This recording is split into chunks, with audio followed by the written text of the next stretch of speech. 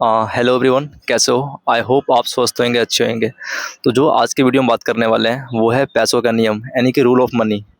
देखो, ऐसा है ना कि आज से पहले जो था ना, जो पैसे का नियम था वो आज बिल्कुल ही बदल चुका है। मतलब समय के साथ पैसे का नियम इतना बदल चुका है, लेकिन लोगों का नियम, हमारे एजुकेशन सिस्टम का नियम, हमारे फैमिली का नियम, पीढ़ी का नियम अभी तक नहीं बदला है। सोचने का नज़रिया और उस नियम को नहीं बदले हैं।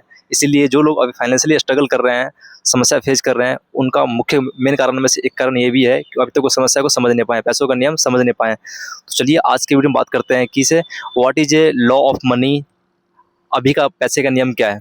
देखो, पहले आप थोड़ा सा ना इसका थोड़ा हिस्ट्री देखते हैं। पता है पहले पैसे का नियम क्या था? कि पहले पैसे, धन संपत्ति उनके पास थे जो किसान थे, जिनके पास बहुत सारा ज़मीन होता था, बहुत सारे ज़मीन होता था। वो कह रहे थे कि ये बहुत अमीर है, बहुत ही मतलब रिच पर्सन है।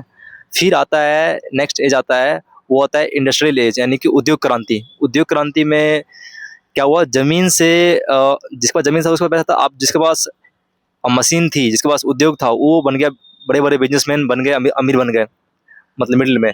और तो आज का जो एरा है, वो है, आज का जो एज है उसको बोलते हैं सूचना युग, यानी कि इंफॉर्मेशन एज। आज के टाइम पे जिसके पास जितना जल्दी इंफॉर्मेशन आएगा, सही इंफॉर्मेशन आएगा, अच्छा इंफॉर्मेशन आएगा, वो आदमी आज के टाइम पे सबसे ज़्यादा अमीर है। एग्जांपल ले लो, चैट जीपीटी क्या है? एक इंफॉर्मेशन कंपनी है। गूगल, अमेजोन, फ्लिपकार्ट, इसके पास इतना इंफॉर्मेशन, इतना है, कितना ये लोग रीच है। बात समझ रहे हो? तो पैसा का नियम कैसे बदला?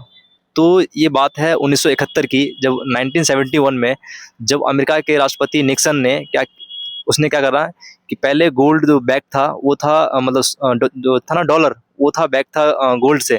लेकिन 1971 में निक्सन ने क्या करा कि गोल्ड स्टैंडर्ड को हटा दिया। अब अब डॉलर पे अब गोल्ड का कोई सपोर्ट नहीं था। अब वो क्या, तब से क्या हुआ ना कि अमेरिकन गवर्नमेंट ने इतना डॉलर, इतना पैसा, अंधाधुंध पैसा छापा, जिसके बाद से पैसे की वैल्यू धीरे धीरे घटते गई और इन्फ्लेशन बढ़ता चला गया। और आज हर एक देश इतना डेट, इतना कर्ज में है कि पूरा कर्ज पे ये पूरा इकोनॉमी चल रहा है, पूरा वर्ल्ड इकोनॉमी चल रहा है, कर्ज पे चल रहा है। तो यहाँ से इतना मैंने बोल तो दिया, इतना ज्ञान तो दे दिया, लेकिन आप इसका शॉर्ट समरी में कैसे अपनी लाइफ में यूज कर सकते हो, तो मैं इतना ही बोलूँगा। प्लीज़ आप थोड़ा समझो इसको कि पहले पता क्या होता था? पहले जो जिसके पास पैसा होता था, संपत्ति होता था, उसको लगता था कि मैं अमीर हूँ। लेकिन आज पता क्या है? आज का जो असली सच है वो है डेट इज मनी, यानी कि आज कर्ज ही पैसा है। अब डिपेंड करता है कि आप कर्ज का कैसे यूज करते हो। आज देखना, जितने भी बड़े बड़े बिजनेसमैन हैं, बड़े बड़े लोग हैं, सभी के पास इतना इतना कर्ज है, इतना इतना कर्ज है कि आप सोच कल्पना भी नहीं कर सकते हो।